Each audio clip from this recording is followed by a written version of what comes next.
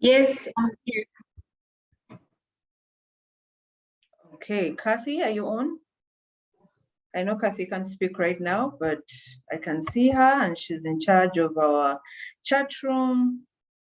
So yes, let me just put on my video so there is some human element. So welcome to this to the 20th book review, and we hope that the next 2 hours are going to be very insightful. Is anyone excited about the journey that we have come this far? I remember when Winnie talked about the book club and the idea. I was like, can we do it? Can we actually pull it off?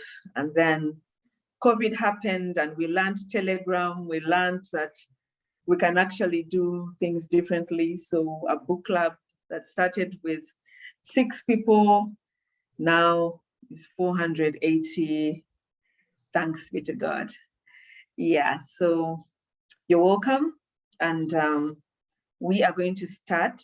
I have to give, usually it's Primera who takes us through, but I'll be taking us through together with Kathy and Winnie, and it's going to be really not a lecture. This book is not a lecture, it's a book where we're going to discuss, share our experiences, and grow together. That is our new tactic, and I would request whoever is on this call, Dorothy, Ketra, Doreen, Kathy, Katie, Scovia, another Claire, whoever is on this call to be ready to share, whoever has read or gets an idea or has an experience to share while we speak, feel free to just throw your hand up. We, in Girls for Girls, we encourage people to keep their hands up. Keep your hand up so that you can be picked. Yes, so we'll just give an opportunity to Winnie to say something, and then we can dig in. Winnie? Thank you, Claire. It's amazing to see that we are doing the 20th book review. And Catherine says, congratulations upon this milestone, dear ladies. So congratulations to everybody. I like how far we have come. I love how much of a reader I am becoming. And all thanks to you, Claire. I'm looking forward to this book review with this Art of War, and I like the proposal you have made that anybody can chip in anytime, because for me it was quite a rather difficult book. And I look forward to what everybody has to share. Over to you, Claire. Okay, thank you.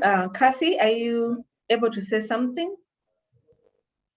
I know she's in office, so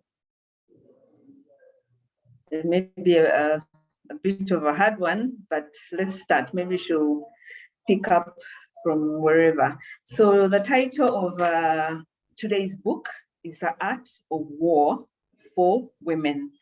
I think many of us know the original book, which was The Art of War by Sun Tzu. And I don't know whether Winnie, I was hoping that Murunji would be able to help us with the Asian pronunciations, because she's learning Japanese, and she has just finished her PhD and she's been doing it in Japanese. So I was counting on her to help me with the pronunciations, but I'm going to pronounce them as I see them. You know, where the T is, I'll put the T. So The Art of War for Women. If you've read the first book, you realize that this is a simpler book in terms of it has broken down the concept into sizable bits so that we can chew on them as women. And I like this book because it was not complicated, apart from the fact that they used the language. Really, it's about softening the things to our relatable corporate situation today. And so we are not going to study about Russia and Ukraine and our different opinions about that war. Really, this book is about the strategies. It's about, in simple terms, about strategies that we can use to navigate our corporate space as women. And so it's really reduced to small bits. So what I'll do, I will mention a chapter or title, and then we'll be able to discuss it and give our free understanding, our takeaways, and our understanding of that particular portion. I hope people have their notebooks so you can take down some of the highlights, because in the book there's some, after every chapter, they ask us to self-reflect. So chapter 1 really talks about strategies and gives, let me get the actual word, Chinese word.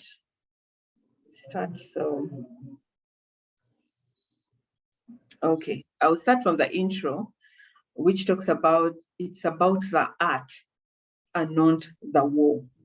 You know, it's about strategies. When you look at the war, sometimes when you watch these movies, you think this is how war is. You just run to the battlefield and there are guns all over the place, like in are they called thrillers? Winnie? I don't know the last time I watched a movie. You know, we grew up with Schwarzenegger and those kinds of movies, but it's the art. Before you get to the battlefield, there are things and strategies that the commanders give you, and they have proven over and over again that it's in the war room that you win the battle. Yeah. So as women, we need to be able to show up with a strategy. It's not about, later in the book, you'll see that it's not about just coming to office and open your laptop and hope for a promotion.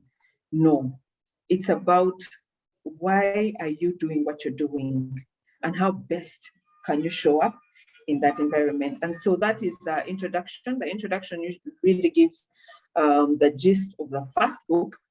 And then when we go to chapter 1, they break it down to the first element of strategy, which is planning. Now, planning is called G.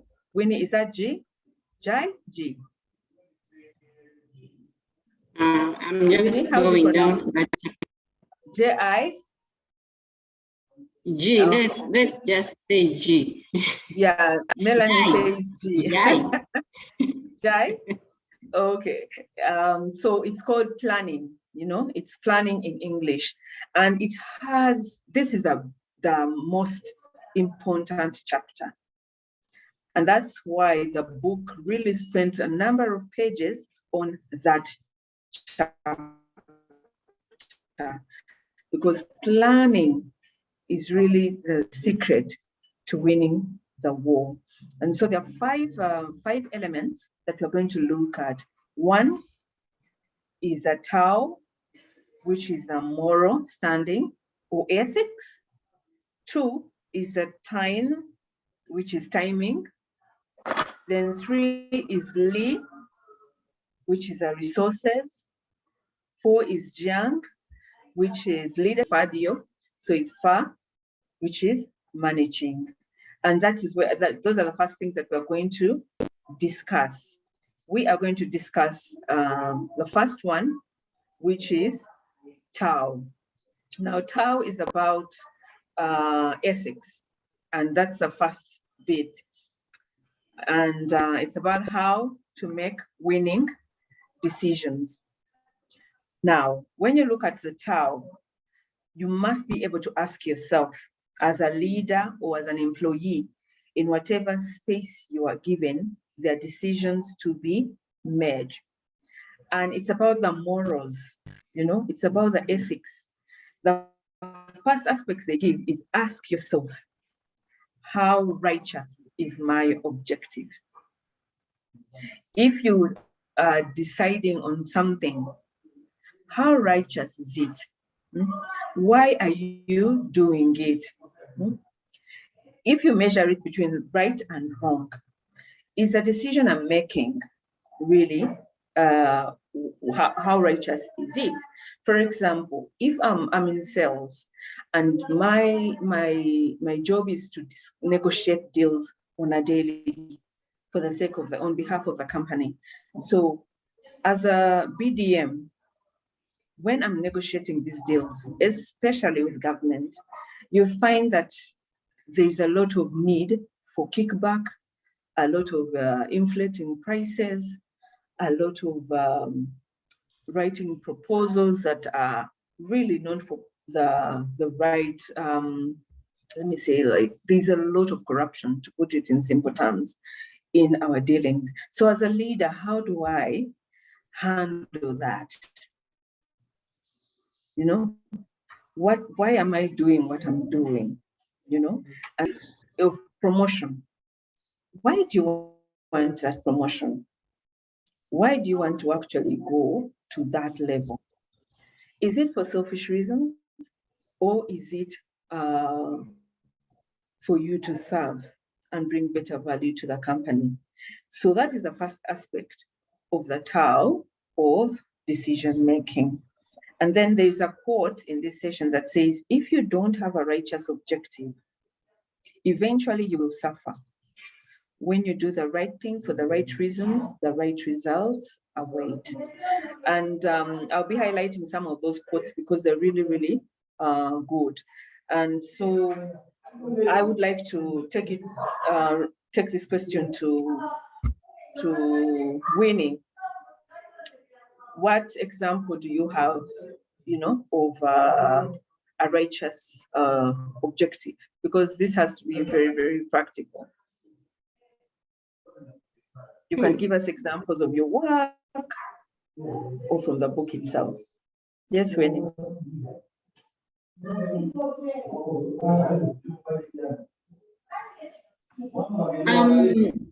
I don't have a clear example, Claire, but that whole issue about righteousness, it just speaks to me in the sense that you always have to stop for whatever you want to do, to question what is your motive. Yeah, is your motive to serve? Is your motive to win? Is your motive to shame? Is your motive to step on others? And the conclusion for me is you should always be coming from a place of service, righteousness. She calls it righteousness. I could transfer it to service, even without a clear example. Yeah. All right. Thank you, Winnie. And that takes us to the second one. In decision making, you need to ask yourself, is this driven by my ego? Is it driven by your ego? There are many books that have been written about the ego. And I think it's a new concept, but it has been there since creation. And it talks about ego being our biggest enemy. We want to be better. I want to be better than Winnie. I want to be able to do this. So here in the book says a supersized ego holds the seeds of self-destruction. And even as we go into Women's Day, there is a lot of confusion about women emancipation, where people want to climb over other people in order to get to the top. In order for us to think that we have arrived, you need to step on everyone's toe, and that is the ego. And then the third one, the question that you need to ask yourself when you're making decisions, am I driven by pure greed? Yeah. And here she talks about Confucius, one of his famous quotes, a super person understands righteousness, while an individual understands only profit. Why are you making that decision? Is it for pure greed? Or do you have another reason? And so there they give another quote, which is profitability is a goal of every business. However, short-term profit can come at the cost of long-term success. Profitability is a goal of every business. However, short-term profit can come at the cost of long-term success. So many times we want to get the quick fix. We want to milk this project or milk this deal to the maximum. But you milk this, for example, if a client comes and you say, oh, this client is capable of paying this amount for example, if you're selling a dress and you say, oh, the minister came to my shop, and so I'll say that this dress is 700. And yet in reality, this dress is 180. She will buy that dress but may never come back if she actually finds out that the dress was at a cheaper cost. So many times we own private businesses where someone asks you to quote, you decide because they're from this company, I will put an inflated price. You are getting profit now, but it's going to cost you in the long run. And so the fourth is, am I desperate? When you're making decisions, you ask yourself, am I desperate? Yeah. You need to find out, why are you making that decision? Why are you signing that contract? Knowing full well that it's against your values. Is it because you're desperate for this deal and so you have compromised? So in decision making, we need to ask ourselves some of those questions. And the fifth one, who will be served and who will be hurt? As leaders, it's not just about making decisions. That's what the book is saying. There is a strategy in every decision that you make.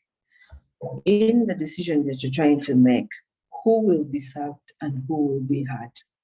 The more people you serve and the fewer you hurt, the greater your success. I just love that statement. The more people you serve and the fewer people you hurt, the greater your success. And so when we are making decisions, that is something that we need to ask ourselves. And many times we just make a decision and deal with the consequences. What they're saying, that you just can't enter into war without a strategy. If you're coming up with a new idea at work,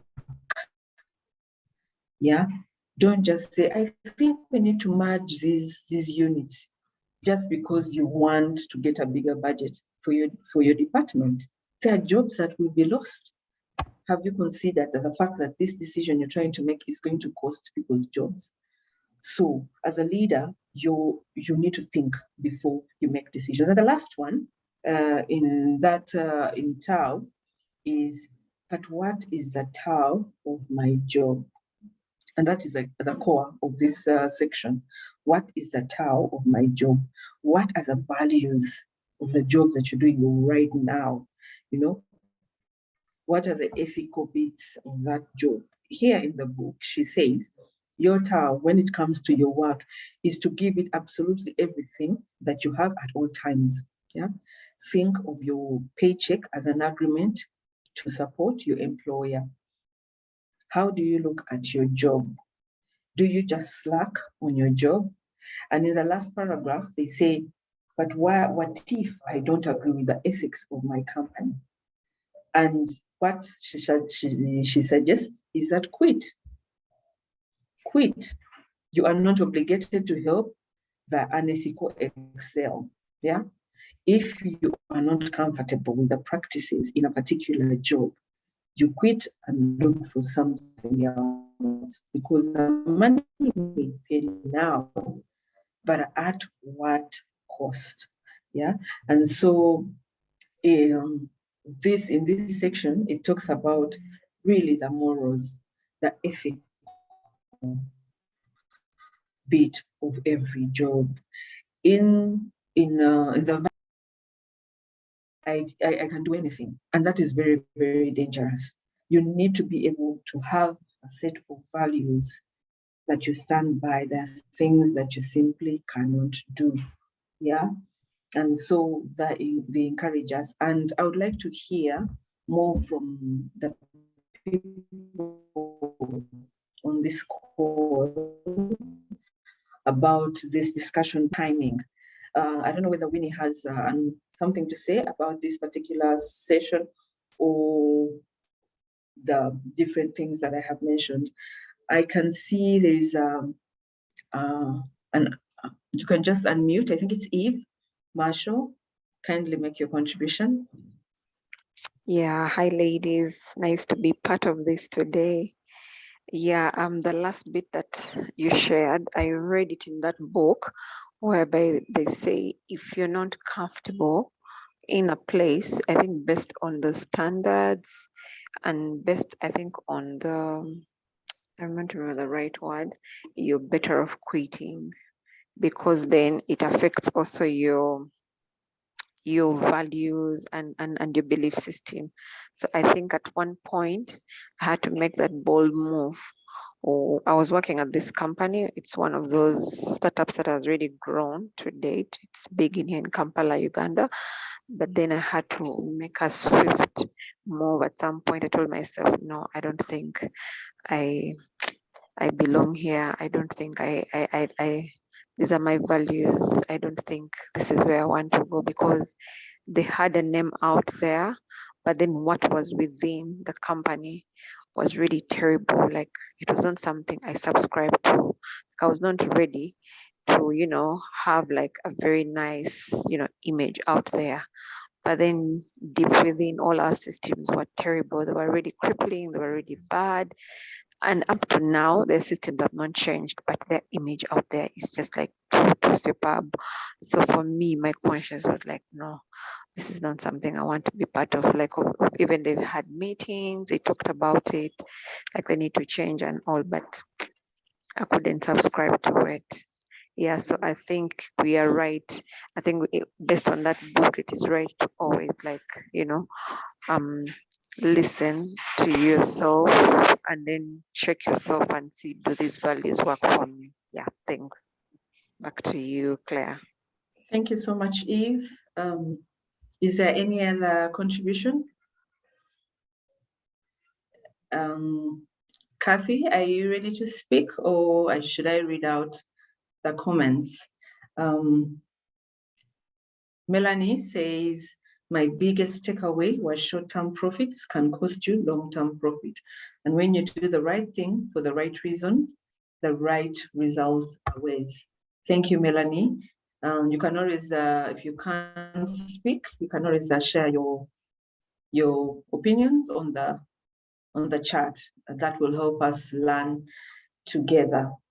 All right, so we have finished the first part, which is decision making, and we're going to move on to the next part, which is timing.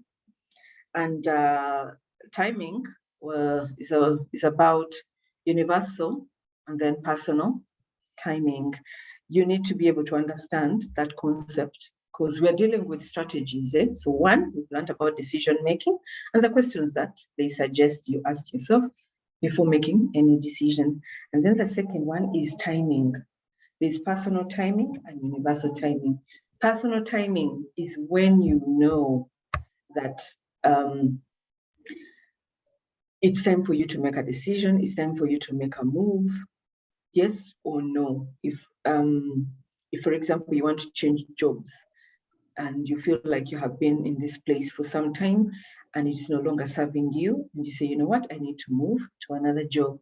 That is personal timing. And then there is universal timing.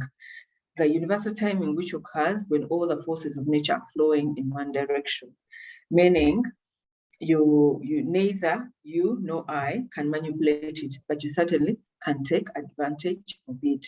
For example, you would want to start a business, a delivery business, or a personal shopping business, but you don't know how to start. And then COVID happens or lockdown happens and everyone is closed in and, oh my God, now there is need for your services. And that is universal timing, where there are situations and you need to move at that particular time because you need to make deliveries. And we actually saw businesses thrive like that. For example, there are businesses that really never thought about home deliveries. They never thought about online. I would give an example of Vision Group, where I work. For the longest time, we really delivered actual newspapers. And when we launched our e-paper, the absorption was very, very slow. But when the lockdown happened, suddenly our e-paper subscriptions went through the roof. Now, imagine if we had not put these systems in place, yeah, we would not be able to stay afloat even today. And so there are some of those timings, things that happen that are beyond you. But as a leader, as a woman, you need to look at the timing, look at the time of this in order for me to do what I want. So you find that even when the economy opened and people who had subscribed to the e-paper decided to stay on the e-paper because they realized, wow, I'm actually getting the entire newspaper, you know, and I can see it on my phone and you can actually go to the system and buy that copy of last Monday, you know. And so with digital, we've been able to move. You find there are big people who wanted businesses and they were struggling with rent in town. I have a few friends who are struggling with rent and decided to close their boutiques and their businesses. But guess what? They are making the same money or even more because of moving to Facebook, moving to Instagram, and they're paying zero rent and making the same money and serving more. So what is the universal timing and how can we take advantage of that? That's what the book is actually saying. Maybe I could ask Winnie to give an example or an opinion about that, and then the rest of the ladies can chip in. Thank you.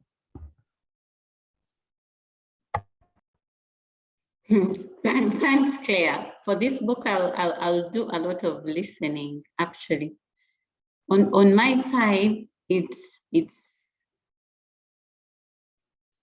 stimulating many thoughts and few answers for me.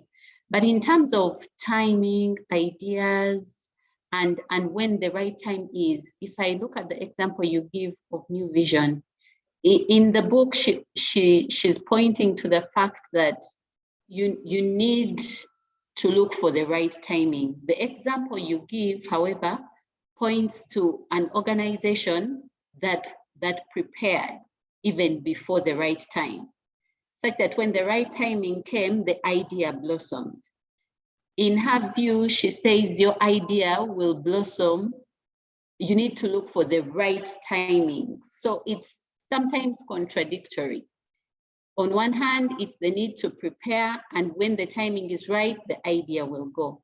But on the other hand, it's wait for the right timing, and then your idea will blossom. So a lot of learning and thinking on my side, and yeah, just questioning. When do you know the timing? But anyway, still you'll come to a part about intuition. So all these ideas are connected. Maybe intuition also helps you to know the timing. But I'll do a lot of listening to you, Claire. Less of contribution. Maybe someone else has something to say about timing. Thank you, Winnie. Thank you, Winnie. I would, yes, I'll be asking around for contribution because I'm gifted with speaking. I can speak the whole day, but I wouldn't want that to become a lecture. Yeah, so I would want to hear someone else's opinion about timing If you read the book, or if there's something that speaks to you right now, you can easily contribute, and then I can move on to the next one. Yeah. Okay. All right. This. Okay. The next bit is about where you were and where we are. It talks about history being written by victors, and there is no doubt that in war between men and women, it has been men up until now who have been victorious, and that's why women have gotten such a short shift in world history. Now, what is she talking about here? She's talking about looking at the history and learning from it, the rights that we have here. For example, the rights to speech. Right now, we can speak about these things, the rights to vote, the right to, in many traditions, even the right to eat chicken, or the right for you to go to school as a girl child. You need to actually look at the history and learn from it. And so there are a number of victors that have won the war that we are enjoying right now. We are enjoying some of the fruits of the wars that were fought in the past.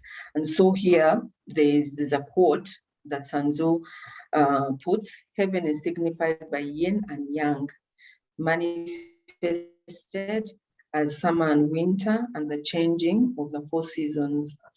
Yeah, we need to understand the timing. We live in this today. We are making history. We are making history.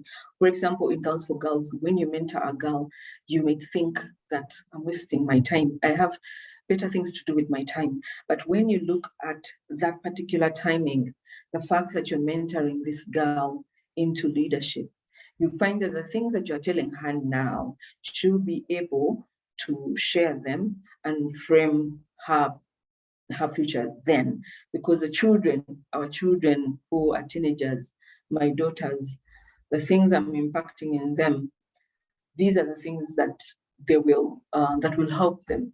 And we're really privileged by some of these concepts that we're getting.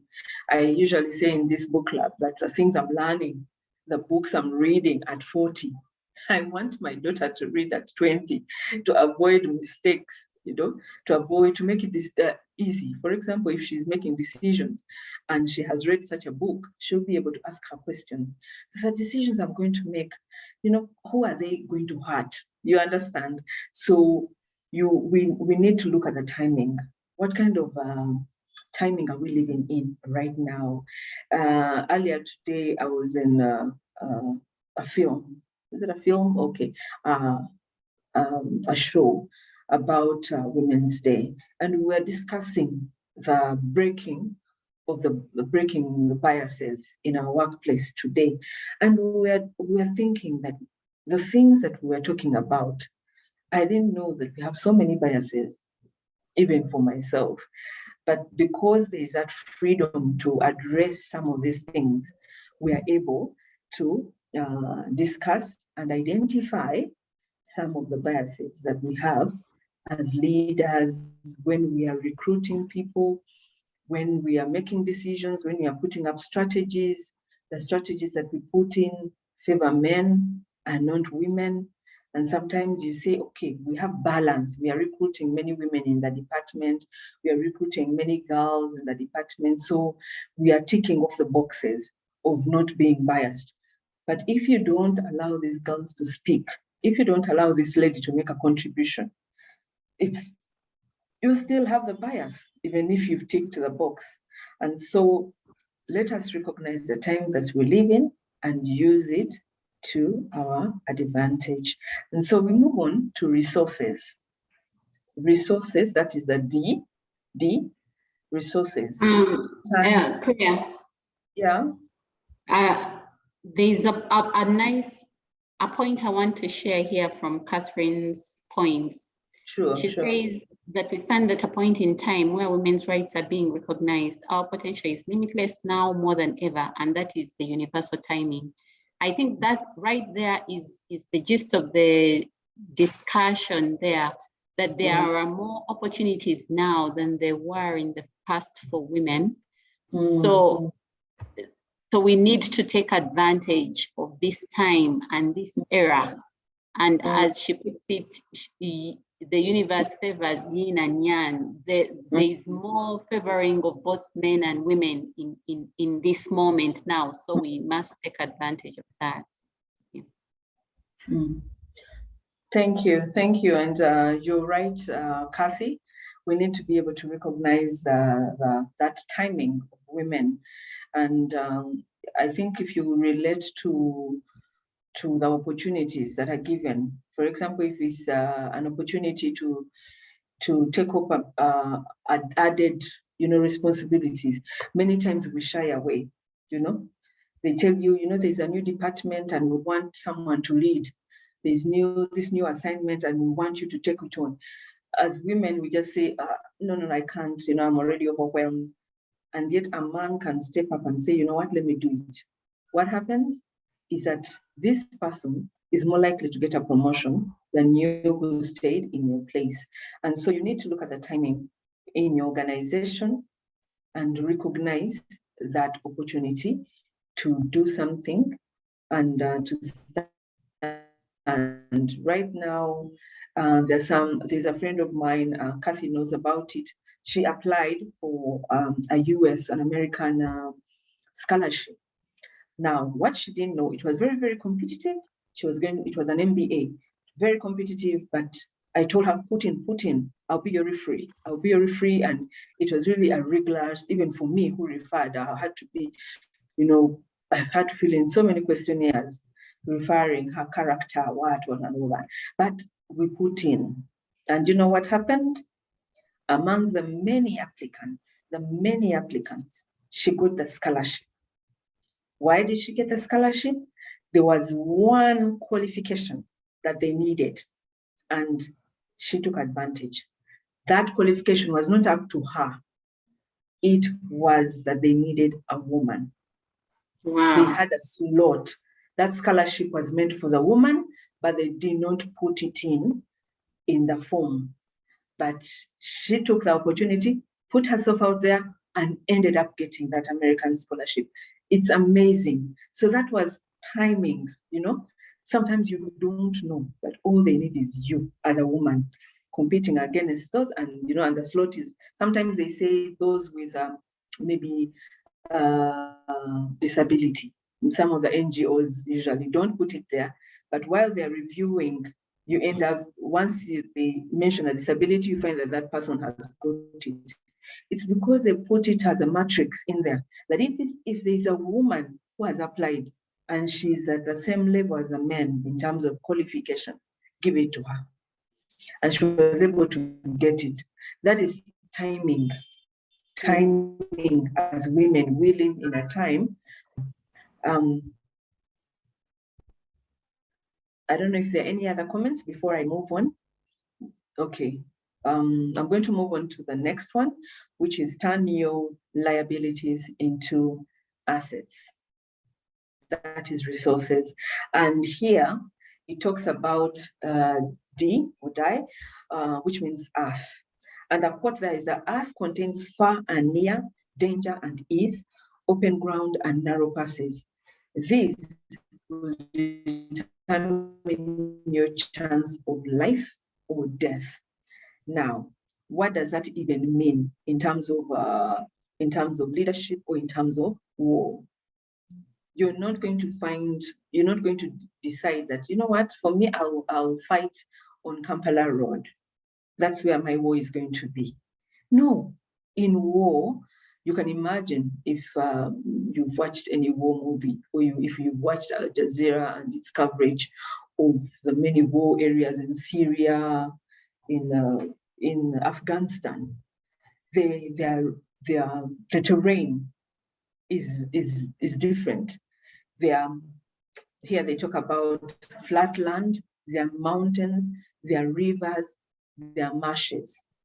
And on the battleground, a general must take into account not only his opponent, but also the terrain where they are fighting. If you're fighting in the mountains, the tactic is different from the flat land. If you're fighting in the marshes, the tactics you use is very, very different. And so even in the corporate space, yeah, in the at the end of that chapter, it says it's no different at work. It doesn't matter if your boss, colleagues, employees, or clients love you, or if you work for a boss who takes credit for your work, or a company that really promotes from within. You cannot change your company. Yeah, you cannot change your company, but you can find a way to use the company's culture for your advantage. What are they saying?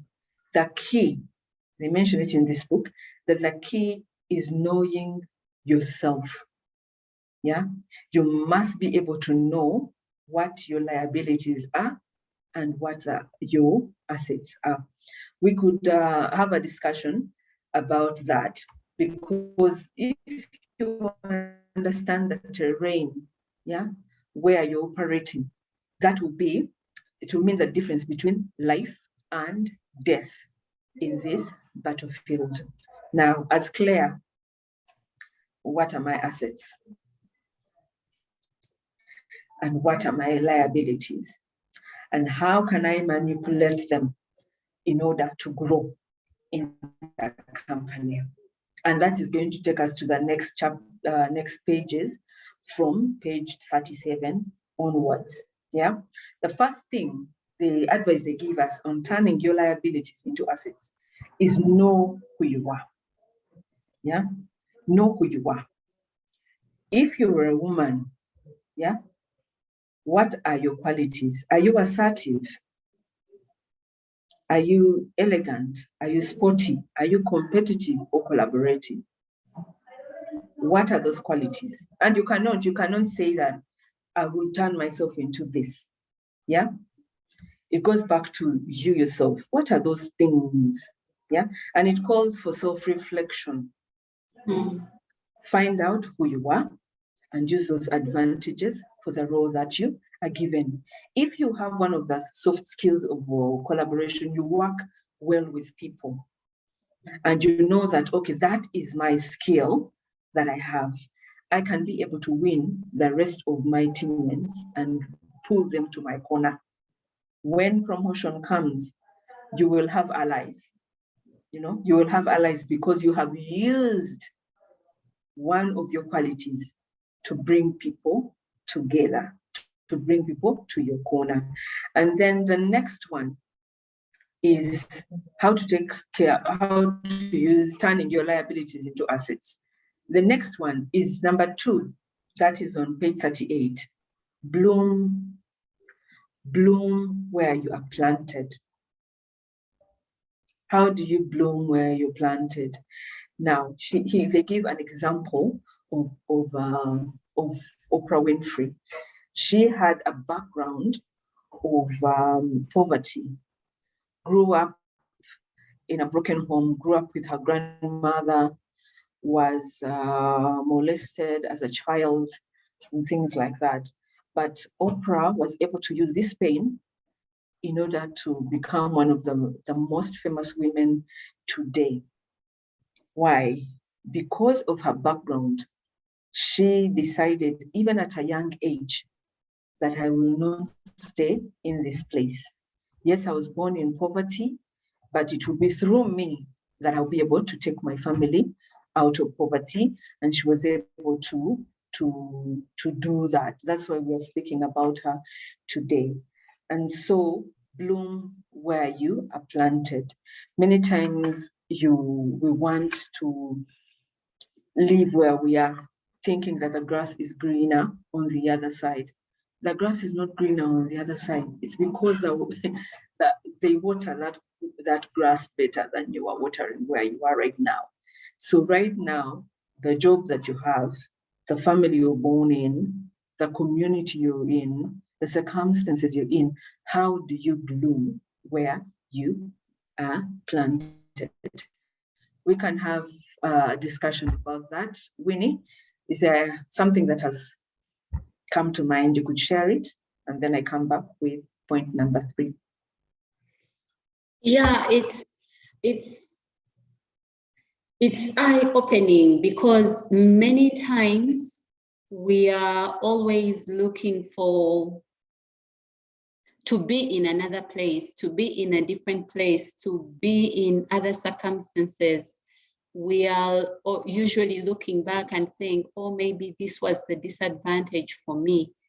But the chapter is eye-opening in the sense that everything that has happened to you, wherever you find yourself to be at that point in time, it is possible to turn exactly that which you might see as a liability into that perfect opportunity. And for me, it's just a message, and it's a wake-up call to say you don't need to long for anything different, or you don't need to long for different circumstances, or to wish that the past was not the past, or the present is not the present.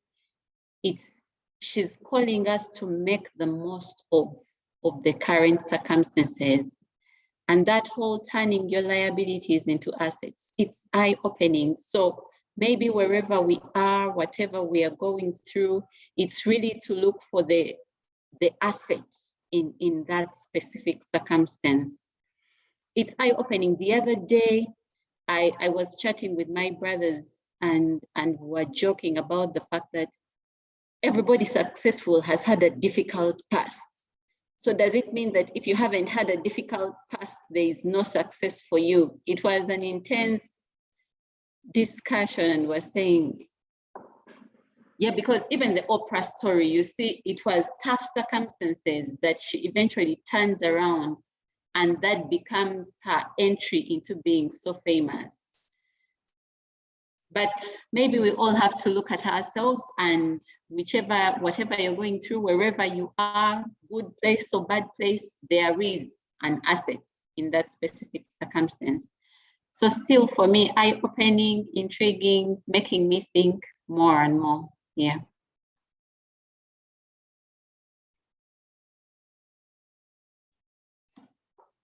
You're muted, Claire. Oh. Do we have a contribution from the people online? Thank you, Winnie.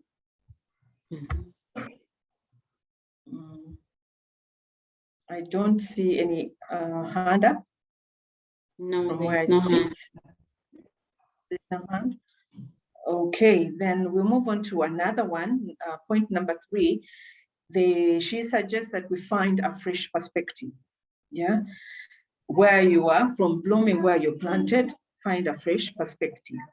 In this point, she talks about if you are dealing, for example, in a business, and you find that you are stuck, or there's a product that is stuck, you need to be able to embrace and execute outrageous and unconventional strategies. Yeah, for example, maybe you came up with a liquid soap, and you find that now everyone is doing liquid soap. Do you just close shop and go, or do you look at that thing that you once believed in and say, how do I change this very concept of making liquid soap into something different? I think this was done very well during the lockdown, where you found people like Victoria's Secrets, Mary Kay products. These people are traditionally doing fragrances and perfumes and body sprays. When COVID-19 came around, immediately they switched and started making sanitizers with essential oils, And so the first time I used the Victoria's Secrets sanitizer, I was amazed, because at the beginning of lockdown, before people had really mastered these sanitizers, By the end of the day, your hands were really rough. You had to put layers and layers of lotion in order for your hands to be soft. But right now, when you buy some of the sanitizers, you find that even the Ugandan ones are adding in some oils. They're adding in something because they've realized that people are going to other products that have done things differently. So you find that Skin Guard now has essential oils. And remember, Skin Guard was doing so. So what does that mean? That we need to be able to think outside the box. How do you have a fresh perspective on a business that is going down, on a business, on an idea that is collapsing, and yet you felt this was going to be a game changer? How can you change that concept? And that is not only in business, it can also be in your corporate space. You find that your team has reached a point where they're all disinterested in the work, they have switched off, they show up when they want, reports don't come on time. As a leader, you must be able to smell that coming and you say, you know what, I think the steam has gone down. I need to find ways of re-energizing my team in order for me to ensure that we have sales. Now, I'll give you an example. We have been selling, right now, selling the Harvest Money Expo. I'm leading that. Harvest Money is an annual expo that we have in Nambole. This time we have it in Kololo. And I was given that assignment to drive sales. And I'm supposed to deliver 1 billion shillings in terms of revenue. So I was like, we're just out of lockdown. Now, when I sold the idea to the team, they were like, Claire, really, where are we going to get the money? Where are we going to do this?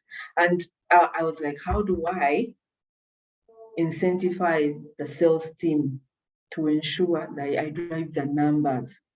And I was able to come up with very simple initiatives that have been able to bring in the numbers. And I was sharing with Kathy just this morning, and I'm like, Kathy, I have no idea what's happening, but every single day I'm like closing with 80 million, 100 million deals. And you know what is happening? It's because I told the salespeople that they're going to have dinner with the CEO. They're going to have data worth 100,000. They're going to have whoever brings an order of 50 million, I'll give you a full tank of fuel. Now, when you relate, they're going to get their commission, but they love the idea of 100,000 data. They love the idea of fuel is hard and she promised to fill my tank. And that has been able to create the excitement of people to go out and the numbers are coming in. So what am I saying is that as a leader, you need to be able to smell that something is wrong with the team. You need to keep your pulse, keep checking it, keep that thermostat and say, what is the temperature of my team? How can I look at this assignment in a fresh perspective? So even with a small cost, and that cost is not even coming from my pocket, by the way, it's not. It's something that I had to sell to my bosses and tell them that, guys, we need to incentivize this event. Let us tell people something beyond their commission they're going to earn. Let us, incentivize them, and they're happy while they're with the field. So whenever they bring the order, they're like, Claire, I want a full tank. And you laugh. You realize that, you can buy this full tank with your commission, right? But you can't say it. It's just that there's a human need to be appreciated, And so it doesn't matter that I'm not giving these people cash out, but that the idea of sitting with the CEO and, so you tell them, no, you brought me this order, please keep your Monday clear, you'll have lunch with the CEO. And that has worked wonders. So let us look at different fresh perspective, and that's what the book is talking about. And then the other is, in case you have any idea, please just flag the hand up. I'll see the yellow hand and stop talking. Winnie, you can just speak. Yes, Winnie. So Claire, there is another point there where she says that taking advantage of your liabilities and turning them into assets should be an extension of your personality. what it requires is not to go so much out of your way to become something else, but it's an extension of your personality. Do you have something to say to that about an extension of your personality? Thank you. I was going to mention it in 4.4, where it says, understand that your so-called liabilities can actually be your assets. You know, and she gives an example of many people who are telling her that you are a woman and you're Asian in an American environment, you know. So she chose to look at it as an advantage, you know. It now gives her a pointer higher than everyone else. Because she's Asian, people expected that she was inferior to the American women. But here, we need to be, what I learned from this is that for example, my ability to connect and to inspire people, that is my character. That is what drives me. Every single day from the time I wake up, I like inspiring people.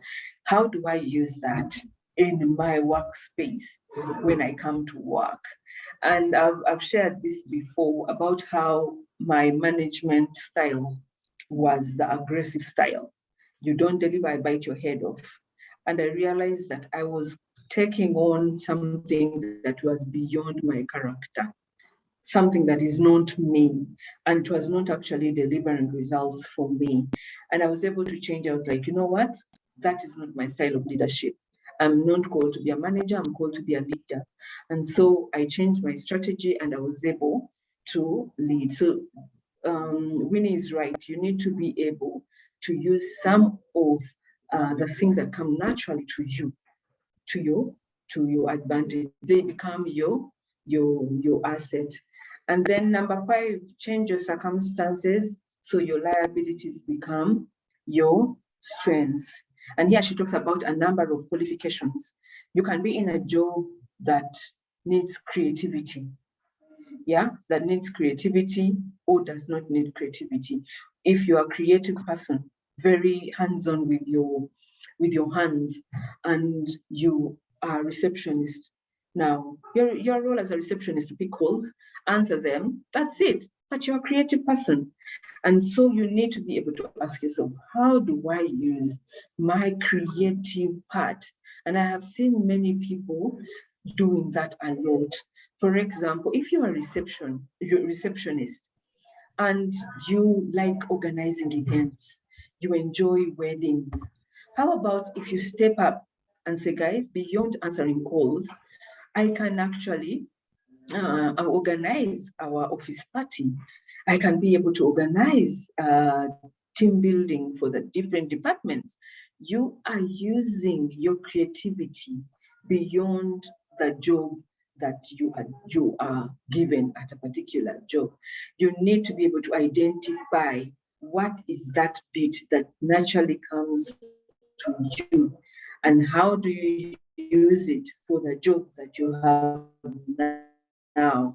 Many times people say, this job is not serving me, it's boring, it's like I'm a booking clerk. No. Carol, your hand is up. Feel free to unmute and make your contribution. All right, thanks, Claire. My contribution is on just the previous one, on how your difference sometimes can be an asset. So this happened. I thought about it because I read actually that part of the book when I was traveling. I was on a bus going to the AGM of at my daughter's school. She's in S1, so she's school far away from home in another district altogether. So I read that and I was thinking, oh wow, this is interesting. This is nice. Then I stopped there. I didn't think much about it.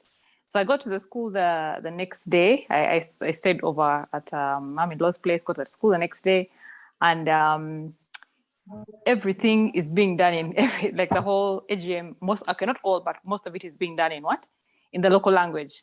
So I'm like, Manag, like, okay, I was upset at first. I was like, how is that? Not all of us are from here, you know. Maybe our husbands are from here and our children therefore, but not all of us are from here. We've come from different parts of the country.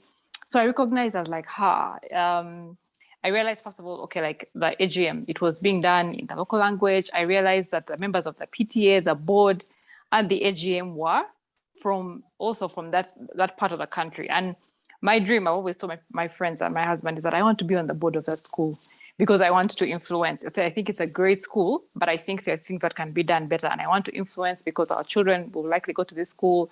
Other people in our village, here will go to that school. So I want to influence. So I thought, Carol, when you don't speak the language, you're not like a person from the soil in this area, you have all the odds against you. So I sort of started to think, maybe this dream. But then I thought, but wait, why not? Why can't that be an advantage? Because I started to remember what the book was about. I said, I started to think that this school is a good school and they should begin to look at themselves as a national school, not a regional school. So perhaps I can bring that. Perhaps I can be able to bring and say, guys, we are national, we are not regional. So we need to understand that we want to bring other students from other parts of the country and not just from this area. So I began to sort of think, maybe that's an advantage. Maybe I will go in and bring them a different perspective. They're used to things in their end, speaking in their language, people, but if I go in, and I also saw there was only one woman on the board. So I said, okay, if I am able to push, then maybe I'll be able to bring, maybe that's an advantage actually, and not a disadvantage as such. So that only came because I read that part of the book, before at first I was like, no, there's no way. But then I started to realize, no, what you have could be an advantage. So don't give up on that. So that for me was very eye-opening and very like a light bulb, boom, I can do this because of my difference. Yeah.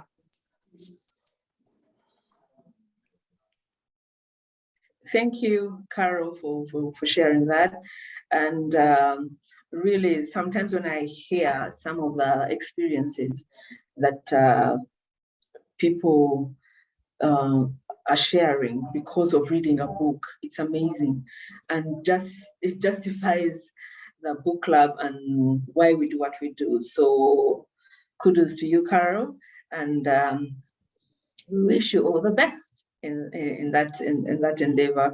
And so there's an exercise after this chapter or this session. It talks about getting to list down your strengths, and weaknesses. Sometimes they ask us in interviews, what are some of your weaknesses? And you're like, I don't have any, as in I'm perfect. We are not perfect.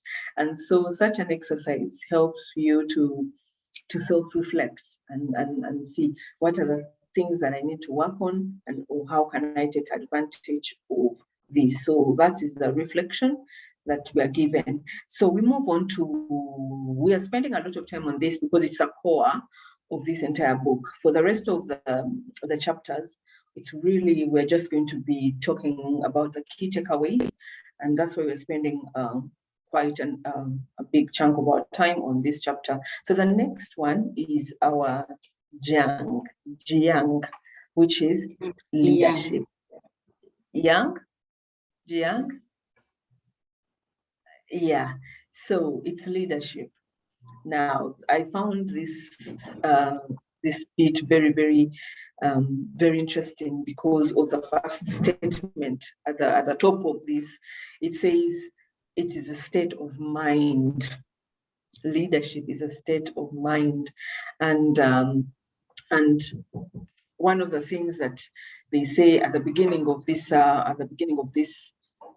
this section is true leadership, Jiang, is not about your job title. It's all about your attitude. Yeah. And that for me was a game changer. What do they mean? What do they mean? In I think it's a fourth paragraph, it talks about fourth paragraph. Generally, it talks about the way you lead is simply by leading. The way you lead is simply by leading. And that is the core of Project Girls for Girls. Many times, you've been in G4G for the longest time. But when an opportunity comes for you to lead a cohort, for you to say a prayer, for you to make a contribution, you shy away. How are you going to be a leader if in the small things you cannot be able to speak up. And I always say that Project Girls for Girls helped me a lot because it helped me find my voice. It helped me find my voice as Claire, and I was able to discover so many things that I didn't know I could do.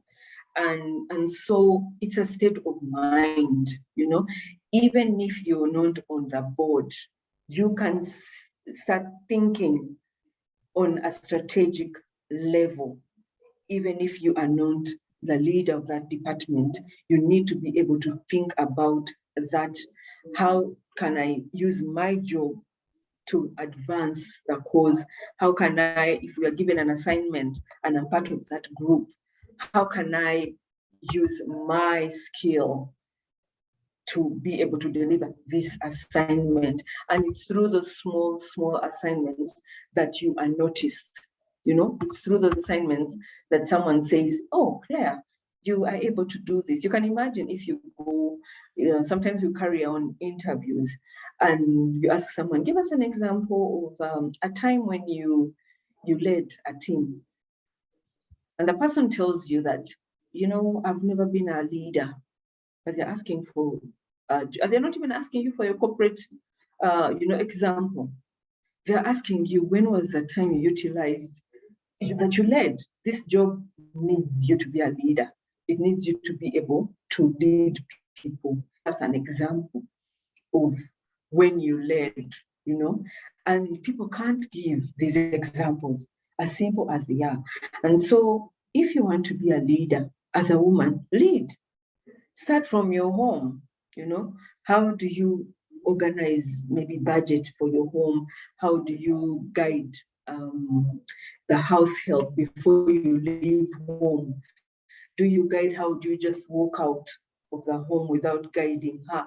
Start your leadership skills at that point at your home. If in your department you're 3 people, how do you use that to, you know,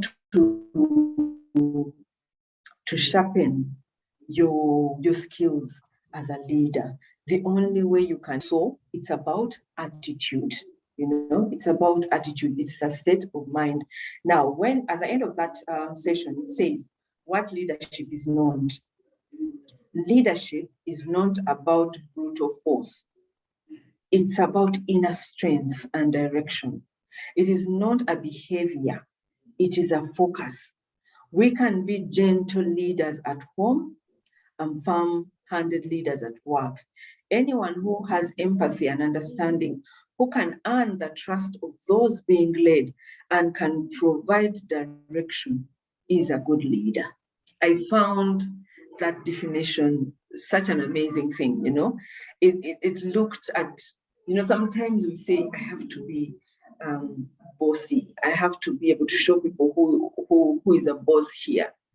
You don't have to do that. That is not leadership. Leadership is about trust. You know, it's about trust. And sometimes you can come on a call on always talking about leadership. What does that have to do with me? You know, it's a strategy. It's a strategy. When you want to make a contribution, it's my personal belief, I don't know about you, Winnie, that it starts with leadership. You know, it starts with leadership. And for me, this definition was a game changer for me. So this chapter was small, but it had a light bulb moment for me. So Winnie, before we move on, is there anything that you have to say, or anyone on the call who wants to make a contribution about leadership and how we should look at leadership? Yeah, thank you. Winnie, any contribution? Yes, it speaks to also what I learned about leadership from another book, The Leader Who Had No Title by Robin Sharma. He emphasizes the same point. It's about leading right where you are. Leading right where you are. So it resonates with me, it speaks to me, it's emphasized in that chapter, and it's really what G4G is about, promoting leadership and leading right where you are. Yeah. Thank you, Winnie. Faith, you can unmute and and make your contribution. Thank you, Claire. Can you hear me? Yes. Yes, we can hear you, Faith. Nice to see you. Okay, thank you for this talk. The leadership part, I would agree with Winfred about what you said about Robin Sharman's book. I've read it too, and I realized most of us do not really acknowledge that we have been leaders. But when you look at a woman as the way we are, we always find ourselves in those parts of the moment where we have to take on roles that we did not mesh, we did not, we take on roles that we did not know we could do. For example, we normally take on ushering at events, because when you see something going wrong, you're like, no, you can actually do something better than this. So you're already going in and doing what you're supposed to do, not because you're supposed to do it, but you find yourself doing it. Most of us do not realize that that is part of leadership, but at the end of the day, you find that you're actually leading, because then you tell people what to do and everything goes smoothly. So for me, I think you have to find the right time to do what you're supposed to do and do it the right way you think you're supposed to do it. This is what I have learned on my part about leadership from this book. Thank you. Thank you, Faith, for that contribution. Thank you. And I think Melanie agrees with you in the chat, and she says, I agree with you, Faith. I do ushering as well. And I noticed that. Yes, thank you. Even the simple roles of ushering, really, you can find that a wedding, one event is saved by the ushers, especially creating order, ensuring that no one scrambles to the buffet table and you have to systematically guide people to the buffet table. I find that the events that have ushers are really, really well organized. So that example is very, very practical. And thank you for sharing that.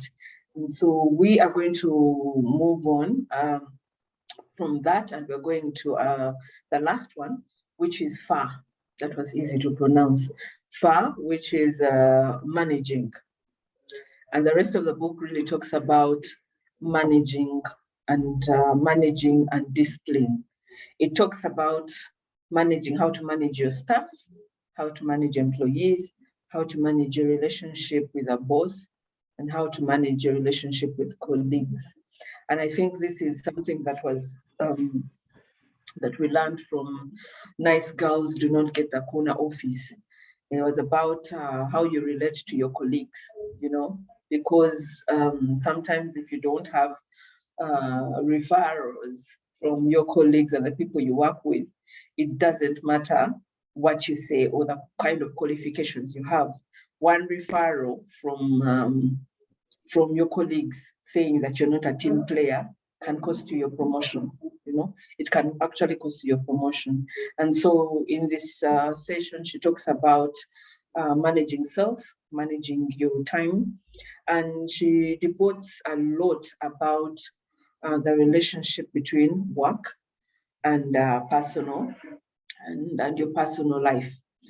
In the third, I think in the third paragraph, she talks about traditionally the work-life balance discussion always seems to boil down to the idea of having it all. We women can either have it all, or if we listen to the media, we are missing something. Yeah, and she talks about there's a misconception about having it all. And she gives different examples. You know, sometimes, especially last year, there were many discussions around Women's Day, and they were all saying, tell us about work-life balance. How do you have it all? You know, that is the kind of perception that we have. Now, the Art of War says, is it possible to have it all? Her response is in the second chapter and says, it's about your definition of having it all. Having it all is different to different people. Having it all may mean different things to Winnie, and it may have a different meaning to me. So, what is your definition of having it all? Yeah, what does that actually mean? Having it all, it's different. Fortunate may be defining it differently, and yet it could be defined differently for me. I'll give you an example, and it's the same example that she gave. Someone may be fulfilled by being a top executive, yeah, and finding that she really has time for her company. She's having it all. And yet, to another person, is able to have majority of my time with my family. That makes me happy. So there is a lot of need for where you find, but Claire, you seem to have it all. Yeah, you seem to have it all. How do you do it? How do you balance work and this? You have no idea. You have no idea how I define what that is. And it's really not about having it all. And that is that's what we're discovering about work-life balance. People want to give this impression that I'm at 100% up there at work, and I'm 100% up there in my personal life. You can't be everywhere. You can't. Many times it's really sacrifice of time. Yeah, it's really sacrifice of time. If I am having cohorts I'm participating in on the weekend, I have made the decision that I will not stay home with the family. I'm going to do these cohorts. So I have lost time with the family. So when people see me in these cohorts, say, Claire is here, and then she thinks as if she has it all. I have had to make a few sacrifices in order to be able to serve the family and in order to be able to serve maybe girls for girls. So you need to find what that is, you know. It's important. And it takes us back to the beginning where she says, know who you are. Please know who you are. And let us not try to fix, later in one of the chapters, it says, don't fix a circle into a square, you know. Is your life a circle? Find a circle where you can fit it in. If it is your life a square, find ways of squeezing a square into that. Do not fix a circle into a square. And that was really a light bulb moment for me. Yeah, Fiona, not Fiona, sorry. Do you have a contribution? Does anyone have a contribution? We are going to move on to deception. In case you have a contribution, you can. Yeah, thank you. Faith, your hand is up. Should I go first or you want to go? You can go first.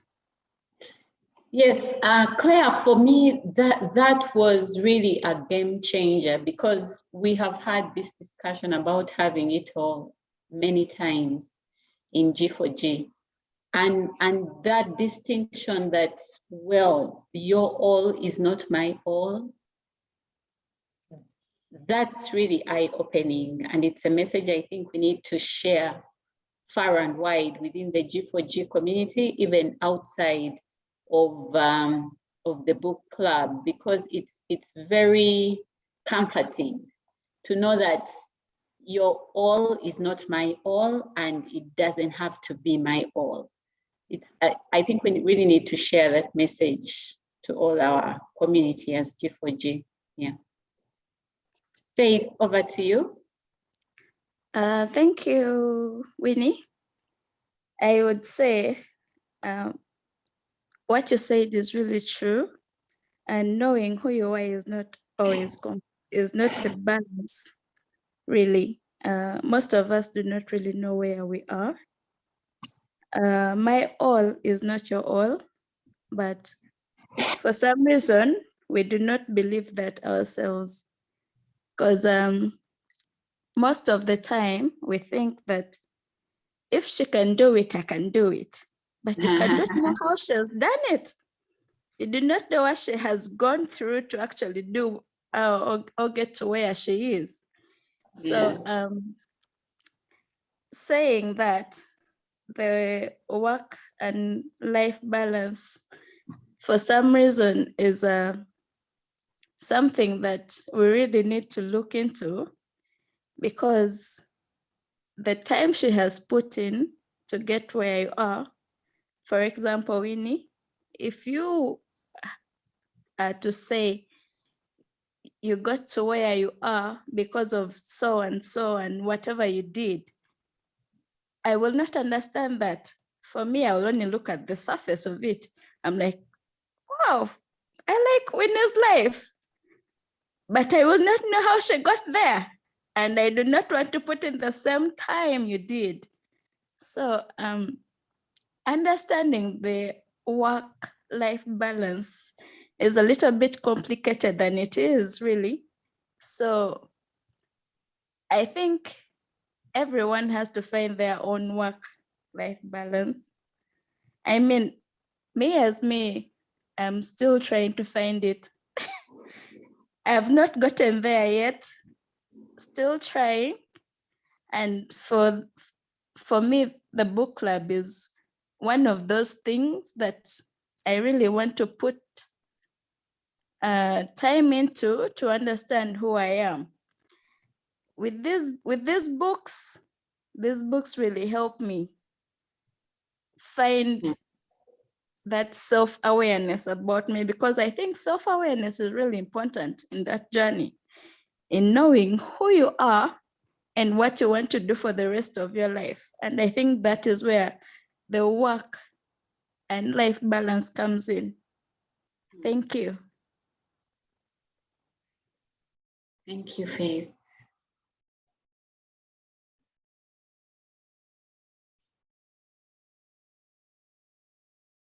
Claire, are you still there? Yes, I am. Yes, I am. Thank you so much, Faith, for your contribution, and Winnie. And we are going to go to deception. Deception, appear weak when you are strong. Remember, we are talking about strategies. Yeah, strategies. So I had to read this very, very carefully to understand, yeah, what they were driving at. But for example, the first part is deception is the last essential point on this chapter, but it talks about, gives you examples of how you can, let me say, manipulate either your own weaknesses or situations to your advantage. Now, one is if a colleague is jealous of you, what do you do? In this book, it talks about that you need to appear less threatening than you are to avoid her assault and save your job. You know, I found that very, very interesting, especially if you're in the corporate space. Yeah, how do you, if you find that someone is really out for your job or is not celebrating you when you win, you need not to brag. You know, you need not to brag. Just appear less threatening than that in order for you to thrive in this. You know, and so she gives examples of ways on which you should not be very, okay, you should not be, sorry, I'm having a few distractions here at work, but it talks about do not show off your smart ideas at meetings that you both attend, you know, especially if you're with a boss and you're always putting up and you're always putting up and you're always saying, I know, I have an idea, I know I can do this. She will feel threatened and you will be you may be able to lose that promotion or that job. That is what, that's what she says in point 1. And then she says in point 2, do not show off. Now, there, and I found this, I would like to hear people's opinion about some of the points that she's sharing, because she's saying, do not show off. Let people discover you. Yeah. You do not have to work hard to get attention. Yeah. Work hard at your job instead and let the people notice. Voice your opinion only when the situation calls for it. If you are as smart as you think you are, your brilliance will come through, you know? But she says, she gives a disclaimer that she does not mean silence. Those are two different things. She's talking about being professional and knowing when to share what. So point number 2 is don't show off.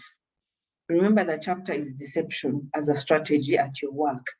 Then the third one is be careful of your radical ideas.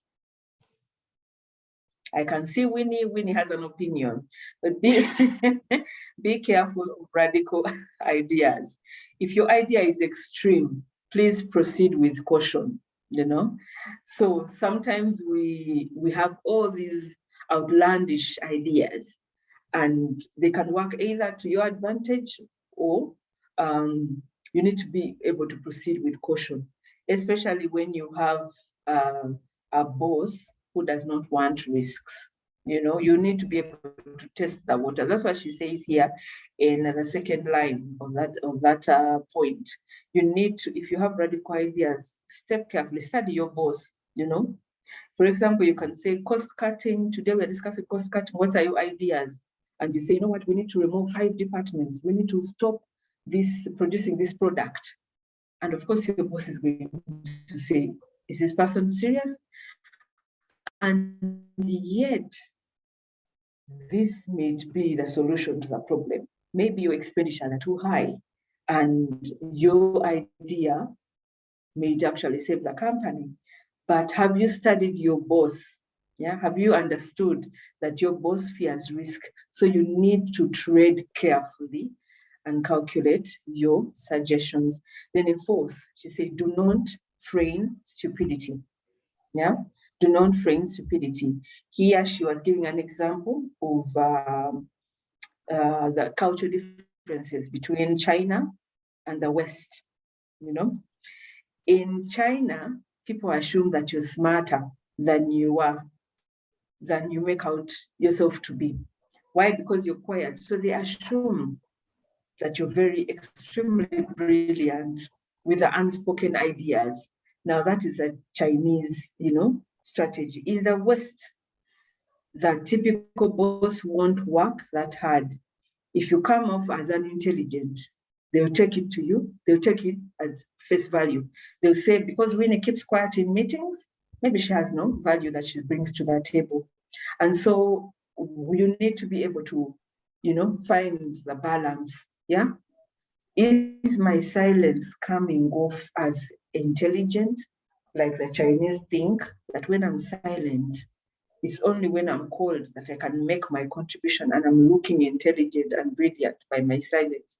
Or your boss has a Western style, where you're always on this call and you're quiet, and the boss assumes Claire has no contribution, no meaningful contribution to this meeting because she's always quiet in this meeting. So you need, if you're to grow in your work, you need to be able to study the mindset and the culture in that space. And the last one is deception has 2 natures. One is offensive and the other is defensive. The first points that we talked about, you're using deception offensively. Yeah, you are trying you need to be very careful about your environment. And the last statement there, it says, in other words, be aware of the wolf in sheep's clothing. That is the last statement. So when you are in the workplace, how do you understand the environment? Do you understand your boss? Do you understand your colleague? For example, if you always come in an office and you're showing off all these brilliant ideas, is everyone celebrating your wins? Maybe not everyone is celebrating your wins. Maybe your boss is threatened by your successes. As a leader, you must, or as a woman, you need to be able to recognize the difference. Is this work environment a place where I can say, guys, I just won an award? Is everyone going to celebrate you and they celebrate and cut cake for you? Maybe not. So you need to be able to test and see. They're asking you, test the waters in the meetings. Is it a strategy for you to keep quiet or to speak? Is this a workplace where you can bring your ideas, or it's wise to keep quiet because your boss is a person who operates from an angle of caution and not of risk? I found that very good advice for us. Yeah, so we are going to move on to another chapter. I have spent so much time on that chapter, and we're just going to get the gist of the rest of the chapters. And we see, I'm just going to talk about the heading, detail, and we ensure that we are done in the next 15 minutes. Yes, Winnie? Sorry, Claire. Contribution? I must confess that this book was a bit difficult for me. And in this chapter of deception is where it actually started to be difficult. It seems to go away a bit from the principles we have built up in G4G. That whole appear weak when you are strong, or keep your ideas to yourself and just start to watch.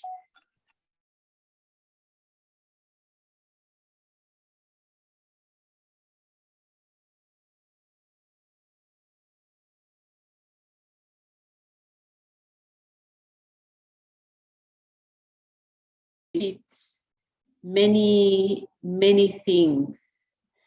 So I guess this is where the war starts, this whole part of war. This part on deception started the war. So I'm looking forward to your interpretation of the other sections. Claire, can I say something? Okay, you can go ahead. I don't know. Okay, so this part of deception, I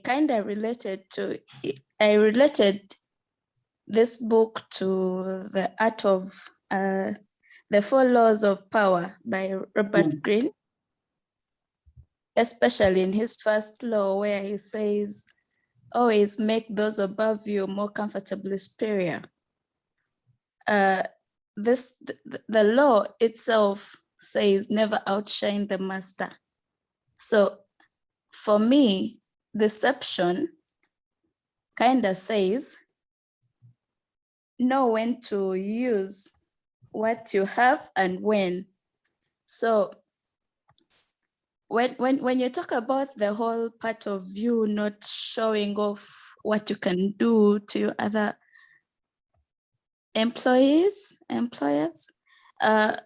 but mostly you have to know when to use your powers when. So going off saying, I can do this, I can do that, it cannot really happen if you do not know your environment, especially your kind of boss, the kind of boss that you're dealing with really. Sometimes the boss may seem friendly, but when they just want to know what are they capable of. So for the people that have not read the Laws of Power by Robert Greene, I think they would understand this book better if they put the 2 books together, read the Laws of Power and this book together, and then it will make more sense, because then you would understand the different laws together and it would make more sense on how to deal with people. This is not only for the corporate space where I fall, but it would also make sense on how to manage people. Mm. Like completely. People are very difficult to manage. Thank you. Thank you, Faith, for that contribution. And I think that book is actually lined up as one of the books that we shall read. I think it's a 48 laws of power, something like that. It has the same undertones like as this chapter, where they tell you they're telling you tread carefully. This is the way you what do they call it, manipulate. It's not a decent word, but this is how you use how you handle your boss, how to lead upwards. It's very important to understand how you lead upwards. You know, your boss has to be comfortable. You need to be able, yes, in whatever you do, is your boss shining? Yeah, in these assignments, are you the one shining or your boss? Most of the bosses really want you need to make them look good, you know, and the more you make them look good, the more you are pulled to their corner. The more you for example, I do presentations for my bosses, CEO, whenever he's in meeting a client, I do the presentations. But am I trying to outshine the boss? No, I'm trying to make the boss shine, you know, because I've been longer in business, in the business side, and he's new. So I don't get into the room and I'm like, I'm going to show him that, you know, I'm better than him. No way. What I do is ensure that there are no mistakes, there are no typos. I take him through the speeches, I take him through the pitches, I take him through why we are doing this. And I'm doing that to make him shine. And so that is how you roll upwards. You know, that's how you manage relationships with the boss and also how you manage with our colleagues. Because if in every presentation you start with, this was my idea, I'm very thankful that I was able to come up with this creative idea and the rest of the team followed. Already you're going to have issues.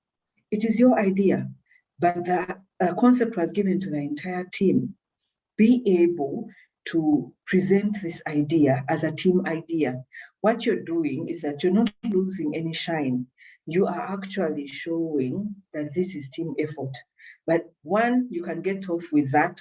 But if it's consistently happening, that you work on an assignment and when you're presenting it, it's your idea, you are going to lose it at that point. So that is a kind of, I think, deception kind of strategy that they are talking about. There are a number of contributions in the chat. Winnie, where I am, I can't really read them very well.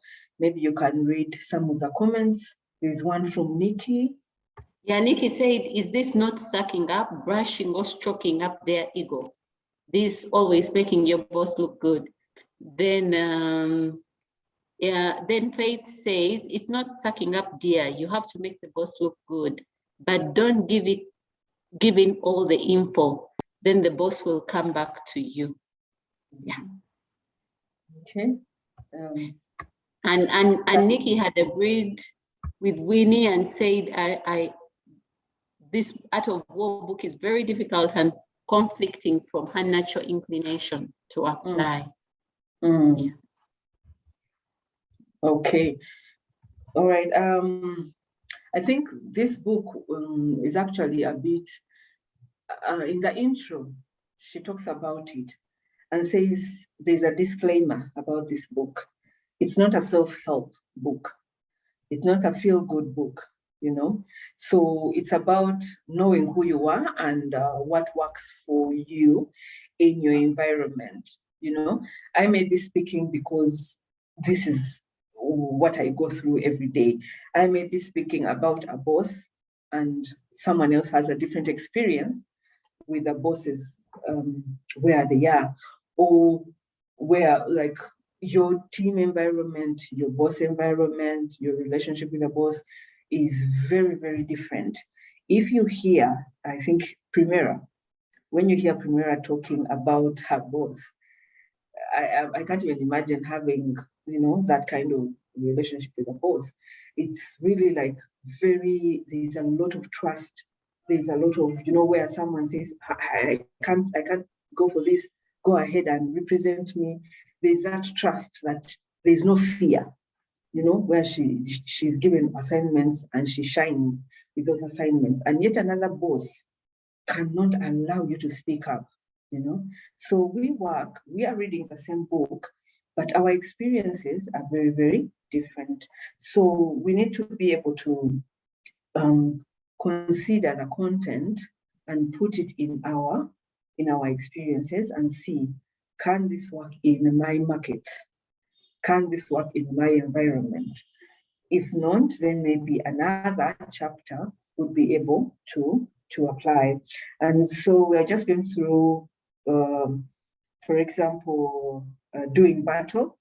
The chapter talks about doing battle, and it's about speedy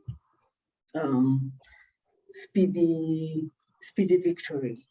It talks about, it has a Chinese saying that translates into the marketplace is a battlefield. This is very, very, very identical to what the book Nice Girls Do Not Get the Corner Office. In that book, the first chapter talks about, the first sentence is like, if you think that your workplace is not a competition, you deceive yourself, You must be able to have strategies on how you are going to thrive in that environment, even if you are the boss. How do I lead this team? If you wake up every day and just go to work. I am continuing. I don't have to come here. Oh, I can hear a lot of feedback. Yeah, if you can imagine that you enter office anyhow and you go to the end of the day and you deliver, you're wrong. And so she gives an example in the first portion of that 2:1. It says, eat what you kill. Now, this is a strategy at war. When you're in the war, they don't have time to carry food from one district or one place to another. You have to rely on finding your own food where you are. That is what they mean by eat what you kill. Here they talk about, in war, transporting provisions over a long distance costs money, thus directly affecting the people of the nation through increased taxes and depletion of resources and the like. What do they mean by eat what you kill? Here in this chapter, it talks about you need to create results if you want to keep your job, let alone get promoted. Let me explain how you do that. The first point is, what is your personal bottom line? Sometimes we think about our business. For me, in sales, I have targets. But for me, what is my bottom line? Yeah. Here, it talks about your company should provide you with all the necessary tools and training in order for you to win the battle at the workplace. It's up to you, however, to put them to good use. Yeah. So, are you using the resources that are given to you to your advantage? You must be able to do this. If you don't, use the resources given to you, someone else will. Meaning that if you're given a training, for example, you're given a workshop, and you say, oh my God, I'm sick and tired of these HR workshops. There's another digital workshop they've given us. You attend and go away. You do not use whatever you have been taught in that workshop to your advantage. Maybe they've come and told you about digital. What are the notes that you took from that workshop? How can you use them for your own advantage? Now you've learned something new. You have been in a digital course, Are you utilizing that short course that you have taken to your advantage? that means that you need to be able to have your own bottom line. Yeah. You need to be able to bring more value. Yeah. As Claire, I'm given these as my KPIs. But beyond my job description, what else am I bringing to the table? For example, through Girls for Girls, I find that I can now knock at any door. I know someone in every bank. I know someone in many corporate spaces, people that I meet in Girls for Girls, people from the book club. You know, I attended a meeting this week. I was telling Primera, I'm like, they told me this boss, this lady is so tough, Claire. The only way we are going to get this deal is to send you, who has a different character from her, because she's very, very, very arrogant. She's going to, push you out of the door. So they pushed me to go for this speech. But the minute I entered the door, the lady took one look at me and said, "Oh my God, I didn't know it was you. I didn't know it was you. Claire." They kept saying, Claire, Claire, I didn't know that was you. And she warmed up. Now, to this day, I have no idea where she saw me. I don't know whether it's in Girls for Girls or what. I just went with the flow. I just went with the flow. I assumed that, oh my God, I am becoming famous, but I just took the advantage. And by the way, the deal was for 100 million, which I was able to sign. But I just let it at that. She was in awe of me. And I'm like, okay, whatever that is, I hope she doesn't wake up and realize it was mistaken identity.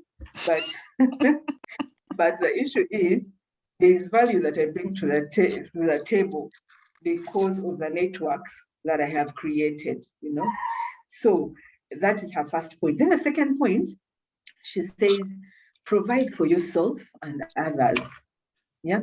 Remember, we're talking about food. You will only eat by killing where you are in the battlefield. There's no one who's going to carry food for you. In point 2, she said, provide for yourself and others. Yeah. And in here, she talks about a Chinese proverb that says the nature of war is the battle of money. In other words, it takes a lot of money to fight a battle. So what does that mean? Yeah.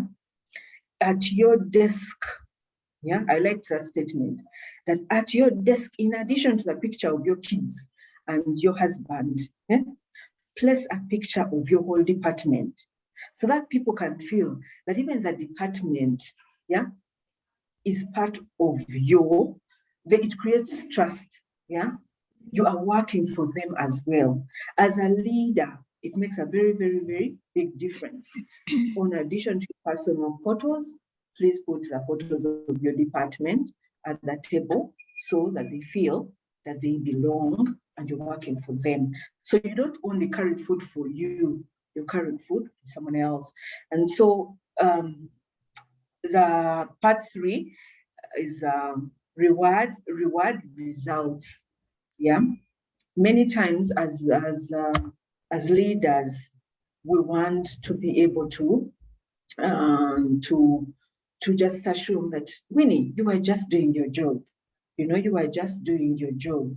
But it took a lot for me to deliver this project to you, to deliver this funder to you.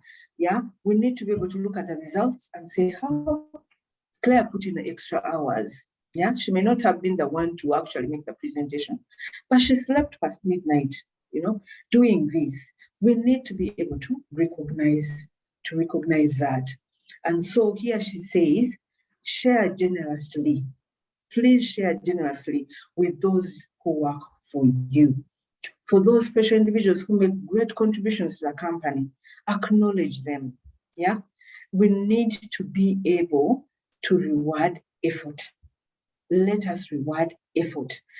Even if you're not a top person with a budget of rewarding, take someone for breakfast because they did a good job, and breakfasts, it may cost you 50,000, it may cost you 50, but it will buy loyalty of that person and they'll work extra hard. When I was still as an advertising manager, I used to take my team whenever we got bonuses, I used to take them to Cafe Javas. But when I left that department, they still carry and treasure those breakfasts, that I used to have with them, because they meant a lot. I did not spend so much money, but it meant a lot to the team. So what are you doing for your teams? If you are a leader, are there things that you do for your team? There are different companies that put employee of the year, or employee of the month, star of the month. These things are just printed on paper and put on the board, but they mean so much for you to see your face on the wall that entire month as a star. So after lockdown, people are driving numbers. But we are forgetting that before people are employees, before they are team members, they are human. And the human need for appreciation has never gone away. So as leaders here, they're telling us appreciate, reward, reward effort, Then the last point here is sell yourself fast, Sell yourself fast. In order to conduct effective warfare, a general needs the freedom to make decisions on the battlefield instead of having to listen to orders from a faraway court, meaning that you need to be able to empower the people in your department. If you're going on leave, choose someone who is very unlikely to sit in for you. If you've seen some qualities of leadership in that person, and you say, I'm going on leave, please, please sit in for me. That will work, okay? Then there's 2. We're running out of time, so I would share maybe the key highlights from the rest of the book. Really, the rest of the book talks about just breaking down some of the things in terms of closing the deal. It doesn't matter whether you're in business or in the corporate space. It's always about like how you relate to your customers. The Tao of closing the deal is about knowing your products, knowing your customers. Does your product meet the needs? Ask for business, solve the customer's problem. So it goes down to the managing, like she talked about. It goes back to the managing. And so the key highlight from this book, I saw it in the chapter 3 that talks about know thyself and others, know thyself and others. And I'll just pick some of the quotes that spoke to me. How well you know the world around you is directly proportional to how well you know yourself. So I request the people on this call who have not read the book to go back. The Chinese quotes that are written throughout the book are very, very, mind-blowing. They have so much hidden meaning. So if you've read the book, or if you haven't read the book, please go back and find some of those quotes that will help you in your corporate space, in how you navigate the decisions you make, managing upwards, managing downwards, how to sell yourself. Many times we don't know how to sell ourselves. You wonder why you're stuck. You have been at that role for the last 20 years. But are there things that you're doing that are actually keeping you stuck? There's a chapter in there that talks about resume. Write a resume about yourself. Do you know what you're good at? Many times we just download resumes from Google and you fit in, business development resume. Then you change the name and you put yourself there. But do you know who you are? What are your qualities?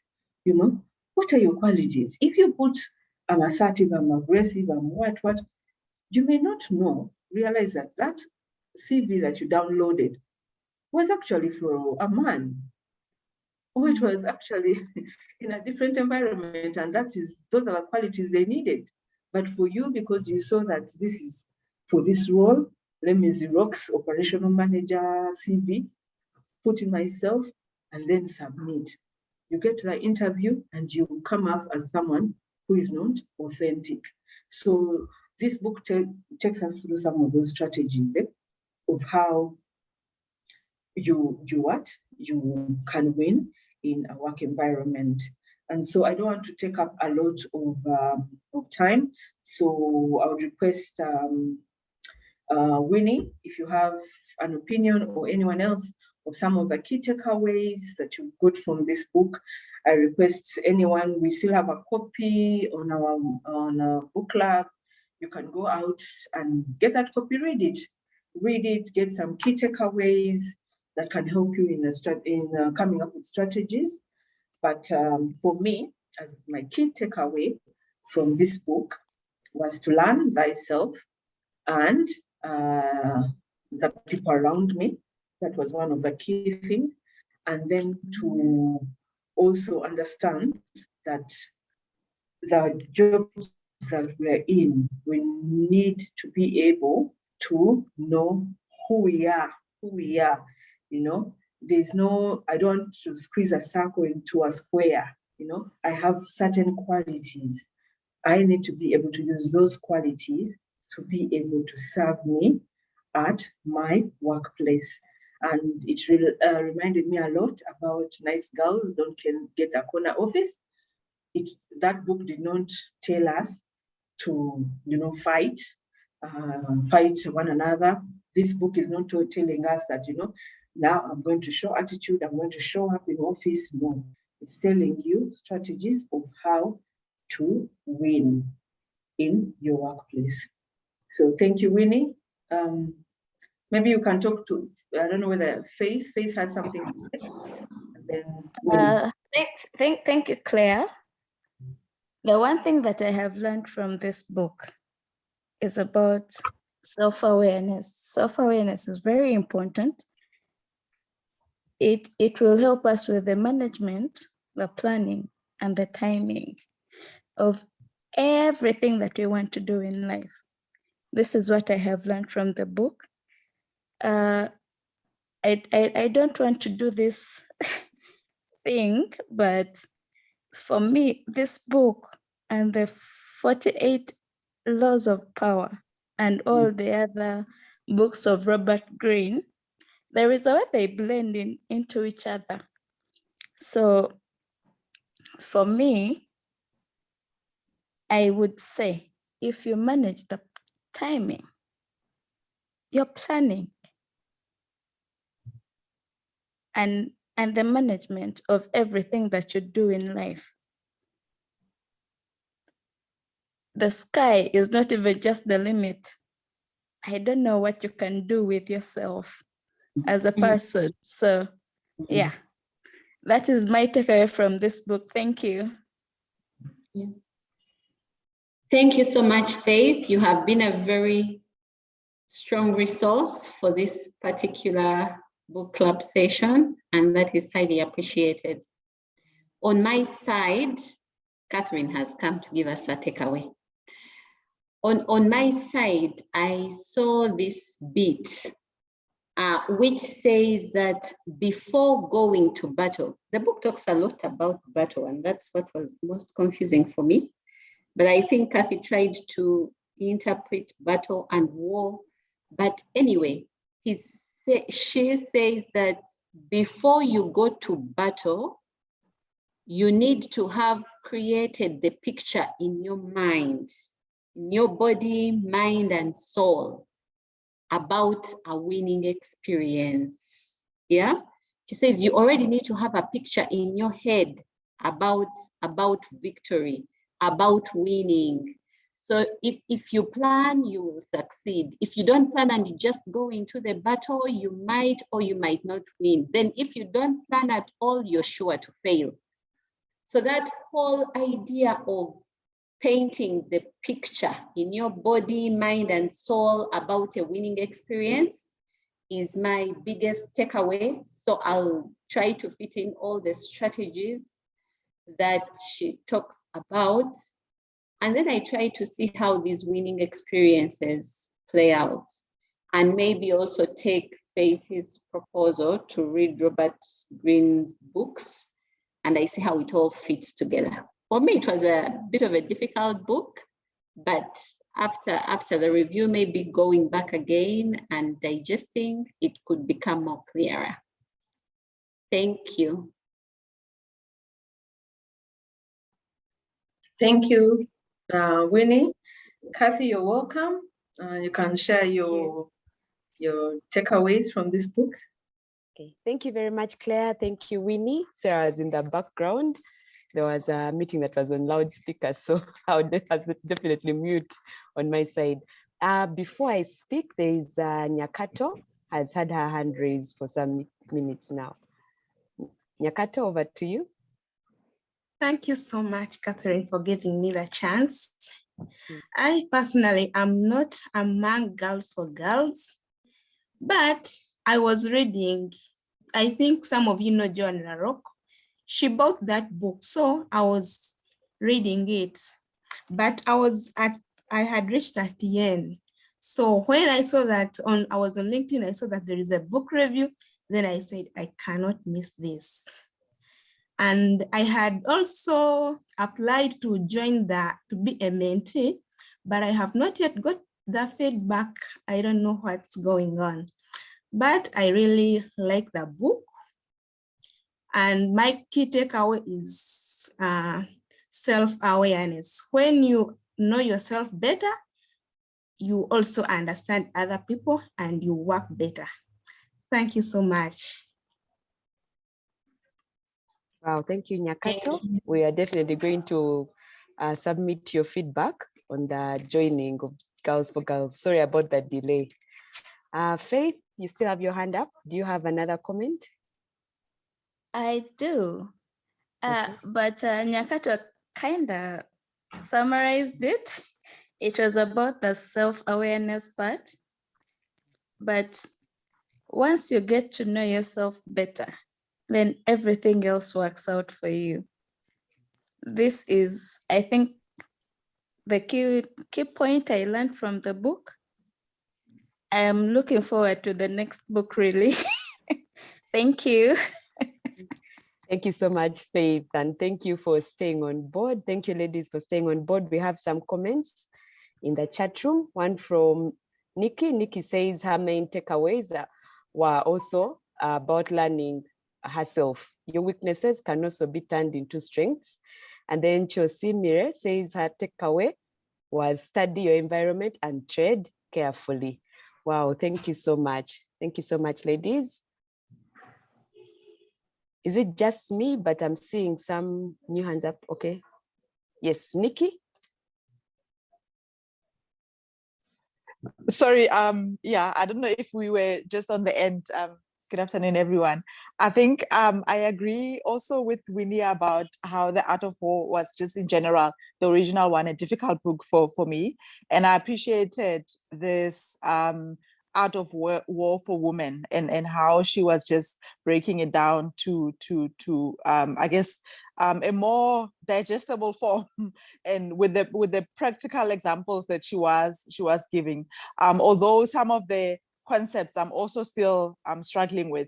And just to talk to this point about my key takeaway, and I think earlier on you talked about the issue of bias, which I think currently is something that I'm battling with, that whole issue, I guess, which is maybe can be seen as, you know, it's an opportunity space given for women, where we're finding ourselves in terms of that whole yin and yang.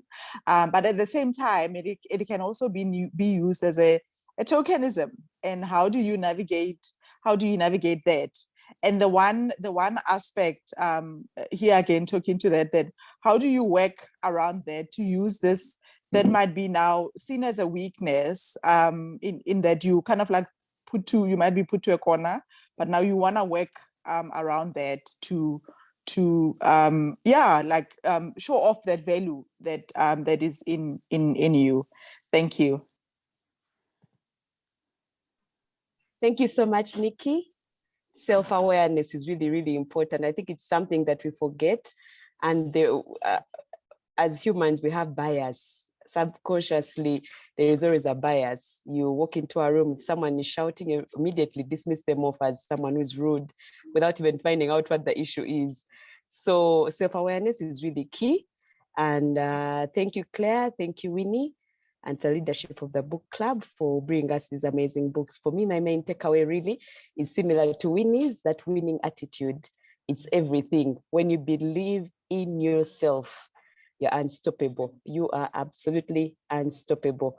It even attributes, it's a big contributor to the joy that you feel deep inside yourself, because you're not fighting against anyone else, but you know that if I focus and if this is what I want, I am going to get it. Even if Winnie and Claire say otherwise, for me, I know I'm going to get it. So it's really something very, very important. And I think it's one of those things that's helping women achieve so much, the belief in themselves, that it's no longer man and woman, different things are given to men, different things are given to women, but it's everyone's chance to achieve everything that they want to achieve. So thank you so much. This was amazing. I'm already looking forward to Dare to Lead by Brené Brown. I hope everyone has already downloaded it. Let's get reading, and we'll see you again in the first week of April. Thank you. Thank you, Kathy. You came right on time. Thank you, everyone. Claire. Thank you for coming. Have a nice weekend. Thank you for the book review. It was so amazing. Thank you, Faith, for all your contribution. Thank you so much for See you next time. sharing.